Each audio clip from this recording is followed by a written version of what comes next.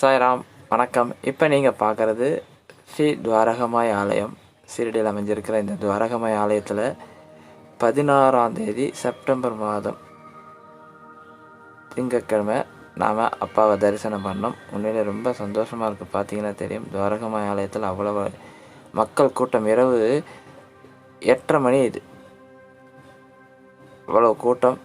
உண்மையிலேயே நீங்கள் ஷிரடிக்கு போனீங்கன்னா சமாதி மந்திரில் போகிறீங்களோ இல்லையோ, துவாரகமாய் ஆலயத்துக்கு போங்க.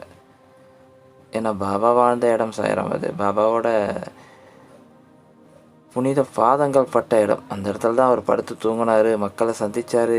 உங்களுடைய குறைகளை எல்லாமே எங்கே தீர்த்தார்னா ஸ்ரீ துவாரகமாய் ஆலயம். அவ்வளோ பெருமை வாய்ந்த ஆலயத்தை தான் அப்பா நம்மளைய கும்மிடிப்பூண்டியில் அமைக்கிறதுக்கு ஒரு வாய்ப்பை கொடுத்தார். இப்படி துவாரகமாய் ஆலயம் எப்படி இருக்கும், அதே போல் நம்மளுடைய கும்மிடிப்பூண்டியில் அமைஞ்சிருக்கிற ஸ்ரீ துவாரகமாய் ஆலயம் அப்படியே இருக்கும். பார்த்தீங்கன்னா அவ்வளவு சந்தோஷமாக மக்கள் போயிட்டு வராங்க. மக்களோட பிரச்சனைகள் தீரணும் சாயப்பா, என்னுடைய பிரார்த்தனைகள் நிறைவேறணும் சொல்லி மக்கள் உள்ளே போய் அந்த துனியை தொட்டு கும்பிட்டுட்டு, அப்படியே அந்த பாபாவையும் தொட்டு கும்பிட்டுட்டு வெளியே வரும்போது அவ்வளோ பெரிய ஆனந்தம் கிடைக்கும். நீங்கள் இங்கே போனீங்கன்னா உள்ளே உட்காந்து அப்பாவை பொறுமையாக தரிசனம் பண்ணிட்டு வாங்க. ஏதோ போனோம் கும்பிட்டோன்னு வந்துடாதீங்க. துவாரகமாயில் மட்டும். ஏன்னா இவங்க உட்காந்து கும்பிட்றதுக்கான அனுமதி உங்களுக்கு இருக்குது. அதனால் நீங்கள் ஷிரடிக்கு எப்பயாவது போனோன்னா கண்டிப்பாக இந்த துவாரகமாயில் உட்காந்து அப்பாவை மனதார பிரார்த்தனை பண்ணிவிட்டு வாங்க. உங்களுடைய பிரார்த்தனைகள் கண்டிப்பாக நிறைவேறும். எவன் ஒருவன் துவாரகமாயில் காலடி எடுத்து வைக்கிறானோ அவனுடைய துன்பங்கள் அவனை விட்டு விலகும் சொல்லி பாபாவோட உபதேசத்திலேயே இருக்குது. நான் எப்போ போனாலும் இங்கே தான் உட்காந்து பிரார்த்தனை பண்ணுவேன். இரவு முழுவதும் உட்காந்து பிரார்த்தனை பண்ணுற இடம் இதுதான், துவாரகமாய் ஆலயம்தான். எனவே நீங்கள் துவாரகமாயில் உட்காந்து அந்த புனிதமான இடத்த தொட்டு கும்பிட்டுட்டு ஒரு 5 நிமிஷமோ 10 நிமிஷம் உட்காந்து பிரார்த்தனை பண்ணிட்டு வாங்க. அடுத்தது நாம் பார்க்க போகிறது சாவடி. பாபா துவாரகமாயில் ஒரு நாள் தூங்குவார், சாவடியில் ஒரு நாள் தூங்குவார். அப்பேற்பட்ட புனித இடம்தான் சாவடி. இங்கே என்னென்னா ஆண் பெண் 2 இடம் தனித்தனியாக இருக்கும்.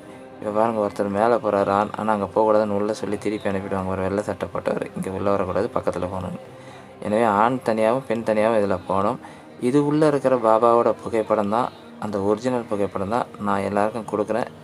தெரியும் உங்களுக்கு. ஏற்கனவே போன வீடியோவில் சொல்லும் போது நிறைய பேர் கேட்டிருந்தாங்க, அவங்களுக்கு அனுப்பிட்டேன். இப்போ வேணுன்றவங்க கேளுங்க, கண்டிப்பாக நான் உங்களுக்கு அனுப்பி வைக்கிறேன். இது வியாழக்கிழமைக்கு அப்புறமா தான் சாய் அனுப்ப முடியும். ஏன்னா சில பேர் ஃபோன் பண்ணி கேட்டோன்னே சாய்னா அனுப்பிட்டீங்களான்னு கேட்குறீங்க. வேலைகள் எல்லாம் முடிஞ்சு அதுக்கப்புறம் தான் சாய் அனுப்புவாங்க. அதேமாதிரி பூஜை பண்ணிவிட்டு அனுப்போம். அந்த புகைப்படத்தை வச்சு நம்ம பூஜை பண்ணிவிட்டு தான் அனுப்புவோம். ஏதோ நம்ம எடுத்து உடனேலாம் அனுப்ப மாட்டோம். நான் புகைப்படம், சவண மஞ்சள் இது எல்லாம் வச்சு அனுப்புகிறோம். இது மண்டபம் சாய்ராம், பாட்டு பாடுற மண்டபம். இது கேட் நம்பர் 3 அங்கே இருக்குது.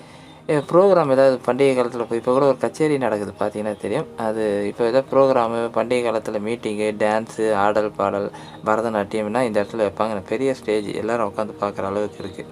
இப்போ ஒரு பாட்டுக்கு ஏதாவது ஊர்லேருந்து வந்து நம்ம கூட அனுமதி வாங்கி இங்கே பாட்டு பாடலாம். தமிழ்நாட்டிலேருந்து ஒரு பரதநாட்டியம் ஆடி இருக்கிறாங்க, ஒருத்தவங்க வந்து பாட்டு கச்சேரிலாம் பண்ணியிருக்கிறாங்க. அப்பேற்பட்ட இடம் இது. கண்டிப்பாக அப்பாவோட உங்களோட பிரார்த்தனைகள் அனைத்தும் நிறைவேறணும் சொல்லி அப்பா கிட்டே நான் பிரார்த்தனை பண்ணுவோம். கண்டிப்பாக நீங்கள் ஒரு முறை ஷிரடிக்கு போய் பாருங்கள், அப்பாவோட ஆசீர்வாதத்தை பெற்றுக்கொள்ளுங்கள். ஓம் சாய்ராம், ஓம் சாய்ராம், ஓம் சாய்ராம். அல்லாஹ் மாலிக்.